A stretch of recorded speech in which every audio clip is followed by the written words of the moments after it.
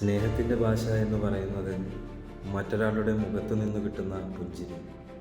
ആ പുഞ്ചിരിയിൽ മതിമറന്ന് മുന്നേറുന്ന സുന്ദരമായ ജീവിതം. ഇന്നത്തെ സന്ധ്യയ്ക്ക് പറയാനുള്ളൊരു സുന്ദരമായൊരു കഥയുണ്ട്. ഒരു നോമ്പ് സൽക്കാരത്തിൻ്റെ കഥ, അല്ലെങ്കിൽ ഒരു നോമ്പ് വിരുന്നിൻ്റെ കഥ.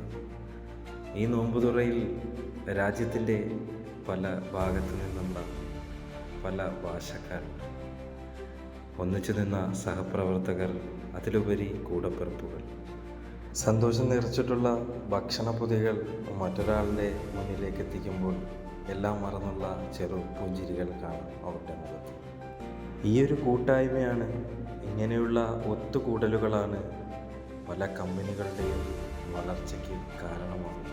ജീവിതത്തിൻ്റെ വിശ്രമകാലങ്ങളിൽ മറവിക്ക് കാർന്നു തിന്നാൻ കഴിയാത്തക്ക വിധം സുന്ദരമായ ഓർമ്മകൾ സമ്മാനിച്ച ഈ നിമിഷങ്ങൾക്ക് മാനേജ്മെൻറ്റിനോട് തന്നെയാണ് നന്ദി പറയുന്നത്.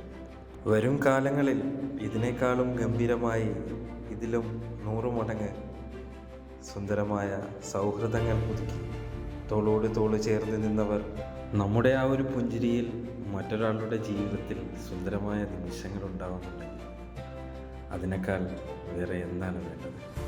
നമ്മുടെ കരങ്ങൾ മറ്റൊരാൾക്ക് ഒരു താങ്ങായി നിൽക്കുന്നെങ്കിൽ അതിനേക്കാൾ വേറെന്താണ് മറ്റുള്ളത്? സ്നേഹത്തോടെ, വോയിസ് ഓഫ് ഷൈൻ.